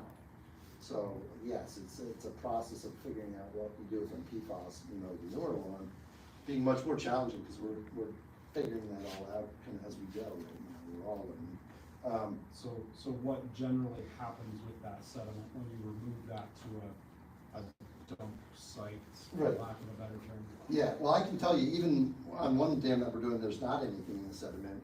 It's been tested, there's nothing there. And because the state is involved, we have to go through a whole legal process with the property owner where we're going to be locating that to. They have a regulated fill, and they're gonna be monitored, and so the process just continues, the regulatory framework. It kind of goes from the regulatory framework of changing, working the river to the regulatory framework of running landfill. So what I'm hearing is that you haven't dealt with any ones that have toxicity in the dam impoundment, or what, I'm still trying to understand what happens with the toxic stuff. Yes. that It comes goes out. to. Specialized, Yeah, it's sort of out of our hands. There are specialized landfills for that kind of stuff, especially regular landfills. It's gonna have to go there. And there's a special process for how we even transport it. It has to be T-clipped and all this kind of And stuff. some of it has to do with the percolation, I guess you could say, of the land where you're gonna put those toxic things too. Oh, You're yeah, gonna put it in we a place can't, where there's a yes. lot of clay bottom, so that there's not a lot of stuff being leaked into groundwater. The individual running that landfill has to, you know, assure a certain level of, you know, that sometimes they're lined. There's all kinds of things that are happening. And you're quickly getting out of my business, I want to admit. But in a layperson's perspective, the regulation kind of changes and gets passed along. Your other question about why not just let the sediment go? The issue is sediment transport in the river happens at a natural pace, if you will. And so in the case of like the road dams, we have more than 100 years behind road dam number 2. It's now down by the high road dam number 1. And so it would be, we would be releasing 100+ years of sediment all at one time. And the solution to part of that is like doing things gradually. And because we can't do that gradually enough and remove the dam, you have to take that sediment off. That's why we don't do either recovery. You think they're gonna remove all sediment below Rogers Dam? I don't know what's going on below Rogers at this point. That's another crystal ball You're not question. gonna talk about Hardy Dam? Well, it's really hard to talk about Hardy. We could touch on that in the Q&A at the end, I'd be happy to. So, let me do a couple more things in the interest of time. Here, this is also that same place. I'm sorry, I'm buzzing here. It's distracting the heck out of me. So this is the Brown Bridge Dam. And so here's the impoundment as they started to draw it down. And so they're doing it so gradually, you can see throughout the summer, that a lot of that sediment's not getting transported, right? They're being very careful to just let that stuff, it's heavier than water, let it continue to sit. And here it is, all sitting in there. And then eventually they define the stream channel, and you get the natural flow. This photographs a number of years after the dam was removed, right? So, so that sediment largely stays on site. There's some sediment management through excavation. So when it looked like this, they did get in there with big yellow equipment, and they did move some of that sediment back up. Some of it stayed in the floodplain, some of it went on above the floodplain, and I'm gonna guess some of it probably went off site as well, right? So, there is quite a bit of excavation that may get done, just to make sure that it doesn't remain in that waterway and not in that floodplain, because it would get re-released in a high water event if it was up in the floodplain.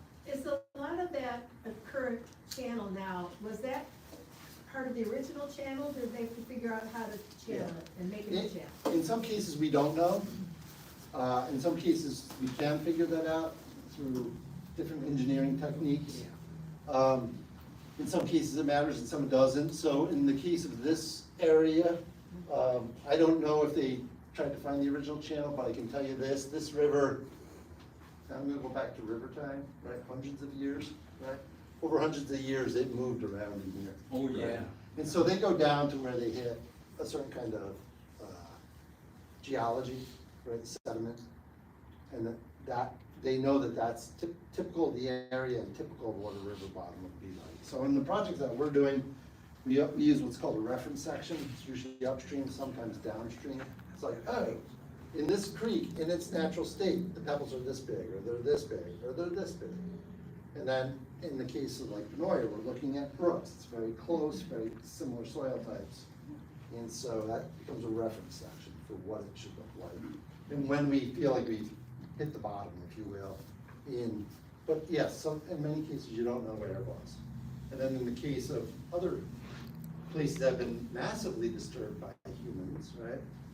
There's no telling because everything's been moved around so much. So here's Buckhorn. This is upstream from Buckhorn. I took this photograph last May. And so here you see too, the sediment has sat. And so this is a work in progress. This is not a completed project here. What's wrong with this picture? There's way too much sediment still here. Some of this has got to get out of the area. It came down here over hundreds of years, for 100 years, and accumulated. Chief principal problem is, like, this is the steep drop off here. The creek itself is not connected to the floodplain. So every time there's a high water event there, we're going to transport way more sediment than is natural. If this is a natural creek, you go upstream, you look at the reference section, the banks are gradual. And so there will be a redesigning and making those banks much more gradual. You can see the floodplain because it's basically the old impoundment. The soils here are exceptionally soft. They're starting to get a little more firm as the ponds come to water. But as of last spring, if you walked in there, you'd sink up to here. I'm not kidding you. Like, until you get to your crotch, you're gonna continue to go down. Until you get enough surface area, right? And then you'll stop. That'll go down over time, but a lot of that is gonna be moved out in the floodplain, redefined. The other thing that's going on in here is that when this was drawn down, and this happens with a lot of drawdowns, it happened with this shot. Probably a better example. You see that 1, 2, 3 bends and straight down. When they were done, it had way more bends. Water follows the path of least resistance. It's gonna go downhill as fast as it can. That's hydrologically, that's not the best in our soft, sandy Michigan soils. We want a much more gradual descent, and that's what historically was here, was a much more gradual descent. So you do have to redefine that channel to get that gradual descent back. So you go from an unsustainable drawdown or unsustainable river to something much more sustainable over time. Something like this is probably not gonna change. It's gonna change in 100 years, but probably not significantly. If you left that straight shot channel, it's gonna continue to scour and change dramatically over time. And that sediment, and in that sediment is trapped all kinds of stuff. Carbon gets released when you have that sediment flow into the river. Phosphorus, naturally occurring, and perhaps from agricultural use, nitrogen, same thing, all goes with that sediment. So, yeah, so that's Buckhorn. So dam removal, just a couple things from our perspective as an organization following that watershed management plan. These things that all need to be considered with what are the opportunities and what are the trade-offs, right? And so when we talk about, like, particularly the large hydroelectric ponds behind the hydroelectric dams, ton of trade-offs, right? So you gotta take this stuff with a grain of salt at that point in time, right? But so for a small dam like Penoya or the Kinney Creek Dam, dam removal cools out water versus that kind of pollution. It eliminates that as a problem. That wasn't there unless beavers are doing it before we showed up, right? The natural flow of a river is gonna be the temperature it's gonna be, we impound it, we change that natural temperature. It restores that natural hydrological flow, that sediment transport, I think that's another point I have coming up here. There you go. And it gets you to a more natural habitat. Buckhorn, picture I just showed you, buckhorn, still not natural, we're getting there, but we're not there yet. It supports native species.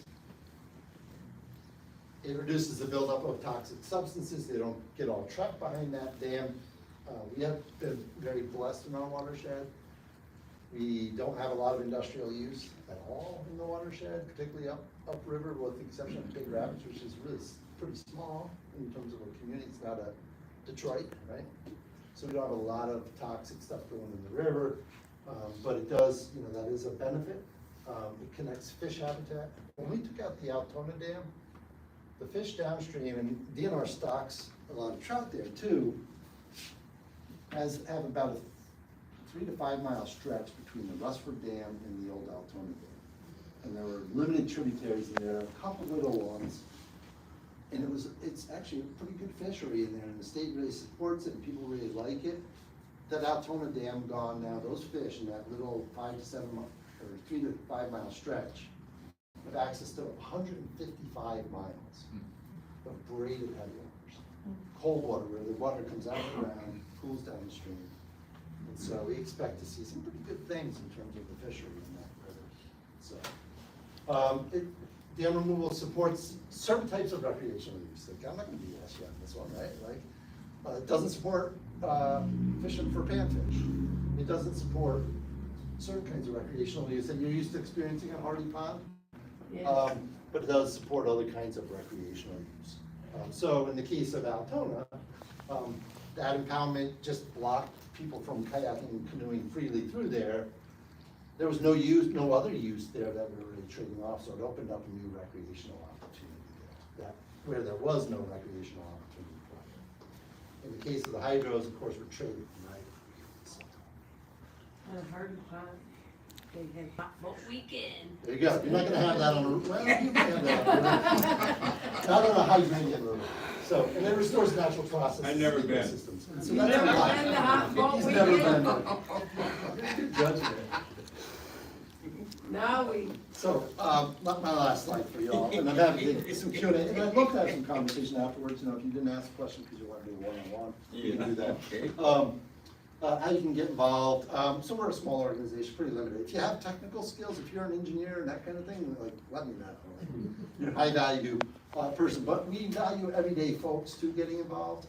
Just the fact that you're here and learning and listening and being part of that whole community conversation, because these things don't get done out of context, right? The less that we're involved in kind of landing a spaceship, if you will, and pulling out a dam and then taking off and going back from the outer space, but that's not the method that we want to use. We're very interested in, having a conversation with the community, or better yet, a community like Big Rapids, like Nuevo, says, hey, we're concerned about this one. Can we work together, and can we remove it? Can we fix it? Can we improve it? What can we do here? And we're very interested in having those kinds of conversations. So, but real direct ways to get involved. Amanda's your go-to person over here. We do a lot of macroinvertebrate sampling. We do some right here. We're gonna be doing some stream transects where we have these projected dams coming out in the future, so that we can get to that sediment question. We wanna know how much sediment moves, how much habitat's improved. We really want this to be more evidence-based. Historically, a dam's removed and the water's flowing and good enough. By today's standards, that's not good enough. We want to know that it actually resulted in a net gain for the fishery, that it had a good economic, good for businesses. So we are wanting to measure some of that. We tend to be a little bit more on the science end. Stream transects are one of the ways we'll do that. So to that landing a spaceship question, we are also looking to form more cohesive local groups, and that's a lot of Amanda's work, right? Creating friends groups, for lack of a better name, around local areas so that we can have the community conversation and work through that multi-year process if there's a removal, or define priorities for our watershed. 96 dams, we're not doing them all. We're lucky if we get 1, 2 a year, right? Like, so it's gonna be a very slow pace, we gotta prioritize, having conversations with community helps us do that. And then lastly, if you wanna contribute, it takes money to get the work done. If I can, just say something, real quick, go ahead and ask the question first. I must have missed it somewhere, but, what about Thornton Dam? So, yeah, so there's a whole nother larger conversation that's going on. Those dams are, they're in corporate ownership, Consumers Energy, right, public utility. And they own them, they own the property, so, you know, we go on, when we do dam removal, we have to get the property owner to play ball. We're not having conversations per se with them about any kind of removal because they're clearly driving their own bus, right? You know that, right? I mean, they have a process, they've been having community conversations, and they're trying to learn from community and understand and figure out what's frankly in their best interest, and supposedly the ratepayers, depending on how you look at all that, right? And how they're gonna keep FERC happy. Those are very kind of different conversations than the other 96 dams, regulated dams and other dams throughout the watershed. They're very different. So, the last I heard, and I don't know if anybody's heard any different, they're looking at announcing in late 2025 if they are going to keep and operate, keep the dams in place and sell them, or work towards removal.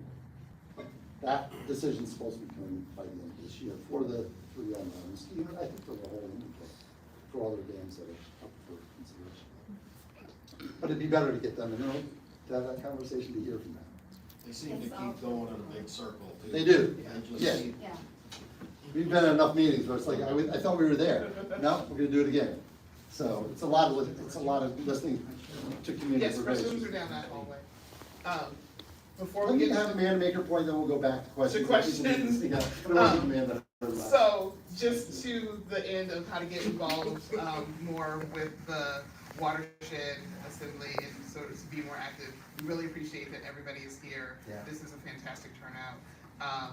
But if you are interested in helping form a Friends of the Muskegon River group here in Nuevo, I know I work also with NCEC and the Nuevo Conservation District quite extensively, so I know that everybody here is really passionate and in tune with the environment. Then please sign up. We get some community-led groups, like Paul mentioned. We do not want to come in and say, this is decided. We want to know what this community wants, what is their priority, what are your concerns, what do you love, what do you want to see, what do you not want to see? Do you want to see more talks like this? Do you want to see more habitat restoration around our aquatic ecosystems? We want it to be truly a Friends of the Muskegon River, driven by the community where it is. Not my ideas, I got plenty of them. I'm loud. I'm also super friendly, and I know when to take a step back, shut up, and listen to what the community is prioritizing. So I really hope that you get to know us. We are doing macaron bird sampling in Brooks. I'm getting to know all of my creeks on April 26th, probably around 10 a.m. before our hopefully Earth Day event at the park. So if you're interested in doing that, like Paul said, if you're interested in learning about aquatic habitats and extreme transects and getting down into the nitty-gritty nerdy stuff, then we're all open for that too. So if you did not give us your contact information, an email address or a telephone number, we are not spammers. We are not big enough to sell your data to anybody. This is a person who will be sending you an email. I'm also probably the person who posts to our Facebook page. So there's an actual human being behind the organization. So I do encourage you to please sign up. And that's it. Go back to answering questions or asking questions. Yeah, I'm happy to take gentleman's questions here. And if you do have to speak out. Can you define what native species is? How far back do we go? You know, to be honest with you, I can't answer that from a scientific perspective. And that's part of the whole conversation that people are gonna have, right? what does it mean to be a native species, and which species do we want to protect? I'm sure the DNR has some statements about that. For example, in Penoyer Creek, brook trout were not endemic to Penoyer Creek. They weren't here. They weren't in most of the lower peninsula, if any of it. The native species in Penoyer might have been the grayling, might have been the grayling. They're not coming back. So I'm not trying to give you a nothing burger for an answer, but it's a very dynamic kind of situation in terms of what's native to one person may not be native to someone else. So it really depends on who's asking. In the case where they decide to keep a dam for whatever the reason might be, is there a way to mitigate the sediment such as the straw we saw in one photo? Yeah. A permanent way? You know, I think that probably goes to more modern dam engineering, and that would get very technical. So again, I'm going to defer to Eagle and the engineers that they're putting in their dam today are going to have expected design standards. That might help address some of those things, but I can't tell you specifically what those things are. I just don't know. As long as there's a means, so 100 years from now, we don't revisit. Right.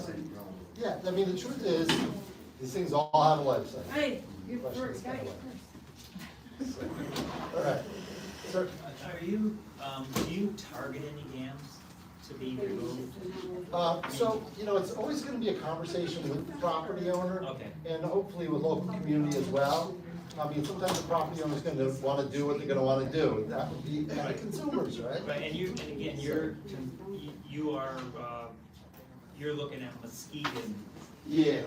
Muskegon River, like, for instance, White Cloud Dam, you're not interested in taking that one out, you're not. Yeah, we're in the Muskegon River Watershed. So, we're gonna go way back here, and I'm gonna put a caveat on some of what Amanda said. Come on, show me that slide. Here we go. So the dam is on the White River and White Cloud, that's not one of them that you're looking at? That would not be us, no. Yeah. So there's a White River Watershed Group now forming, and a trout limit is pretty involved. There's been conversation clearly with the city on that one. So this is kind of the caveat. If we're going to be involved, we are going to want to work towards that North Star, our watershed management plan. That plan's big, complex. It does identify high impacted sub-watersheds. So we're most interested in trying to figure out how to fix the highly impacted watersheds. It also identifies highly pristine watersheds. And so we're also interested in the protection in those things. But it's really going to come down to, okay, so what's the impact? So the Penoyer dams, they checked a lot of boxes, and so that's how those kind of got to the front. In other cases, and I don't know where it is with White Cloud Dam, Eagle's going to say, this thing's a hazard, it's got to go. And so we're more than happy to cooperate. That often creates opportunity because Eagle's got money. I'm sorry, where can I find your 2002 plan? Is it online? Yeah, it's on our website. And do you know who was involved in creating that plan? It was created by the Grand Valley Annis Water Resources Institute. Okay, thank you. And a lot of partners. They list all the partners. Thank you. Yes, a comment and a question too, since I'm glad to know your activity because I think they're very important for where we're coming from 100 years ago and today. Yeah. That we're more educated on the ecosystem balance. And I see you doing some sampling on water for sediment, like you just said.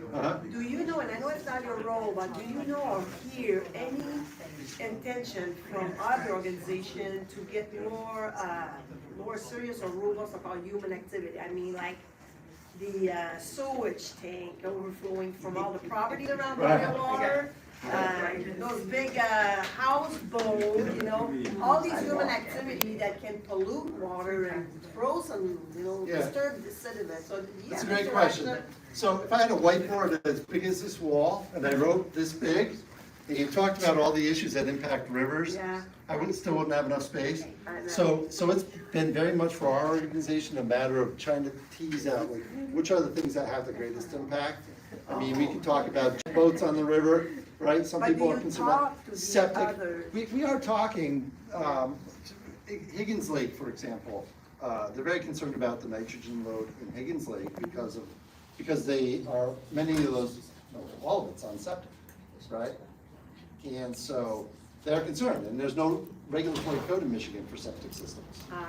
So they're very concerned, are people maintaining them and how much is that adding to the lake? That's not something that's become our chief priority. Right. We're very sympathetic to what's going on there. It fits with the watershed management plan, nutrients, right? We don't wanna see that in there, but then we've also gotta figure out what's the sweet spot where we can interact as an organization and where we can't, where we're gonna have influence, where we're not. So we're not gonna fool ourselves to think we have influence over things that we don't. That's the Paul, one of the you biggest might challenges. wanna talk about the Gary Schlein utility authority. Yeah, so what the folks up there are doing is they're trying to create. Higgins Lake.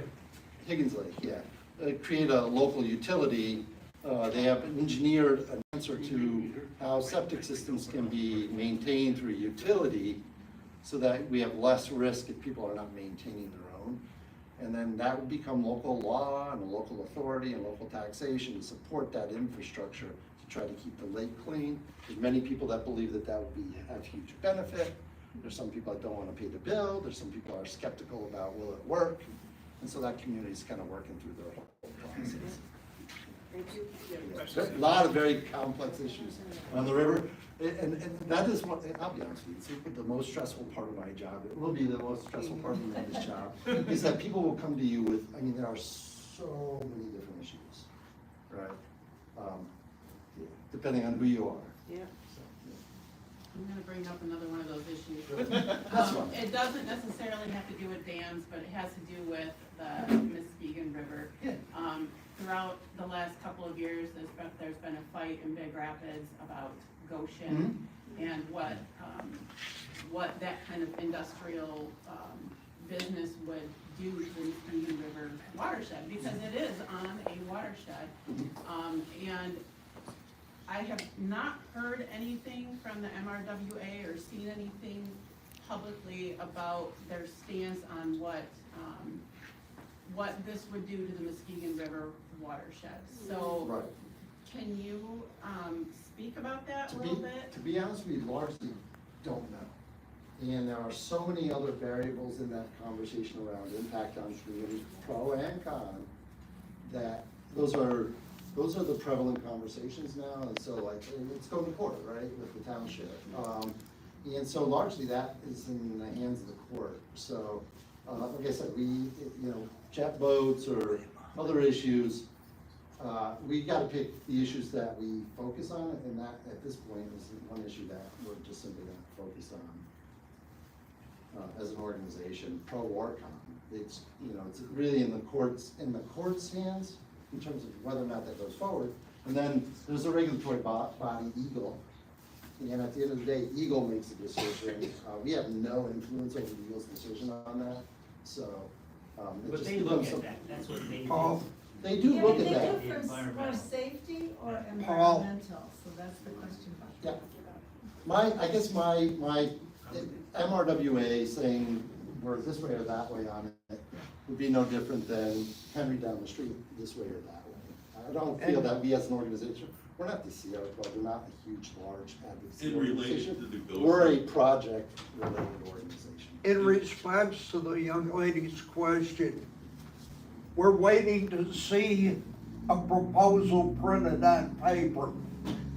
Until we see that, everything's based on rumor and innuendo. We want to see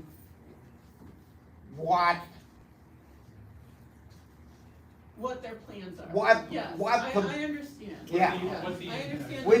we've got nothing on paper to respond to. Right, well, I mean, I guess I was kind of, Eagle has been, I feel like they've been lackadaisical in their job with that particular, project or whatever, you know, you're supposed to have, like a plan, what's it called? I'm sorry, my brain is a little. Environmental impact. Environmental impact, statement, you know, what is, before you even allow anything to be considered, I would think that would be something that Eagle would have, had their hand in, and they have been not having their hand in it. I honestly don't know, like, completely where it's gone through this public process. There are developments throughout the watershed, like, I'd like to track every single one of them. At the end of the day, if we're out doing that, it's really difficult to get that Buckhorn Dam out, it's really difficult to get Sawyer out. And so we do have to, unfortunately, as an organization, like, determine like where we can be most effective and where we can't. And so we are making some decisions about that. People may agree or disagree with those decisions, but at the end of the day, we have to go, we feel that we have to go where we can be the most impactful, you know, in this watershed management plan. So we'd like to fight the jet boats, or what's the one in the lakes? What the people come to meet, the Fan boats or something. yeah, I mean, there's boats and lakes that people come to us, you know, there's a lot of those pieces, and I'm not trying to be dismissive of any of that stuff. It's super important, especially if it's in your front yard, absolutely. It's just, you know, where can we help? You know, I think we've determined that we can help on some of the projects. Boats? The rivers? Some people Where are, we live, some people are concerned about the boats. pontoons. Right. A lot of people have pontoons, houseboats. All right, so I'm gonna wrap, I have to take your questions individually. I'm gonna wrap up for today because we're getting close to our appointed hour. I'm happy to take the questions individually, and so we'll stick around for a while. So, thank you. Thank you.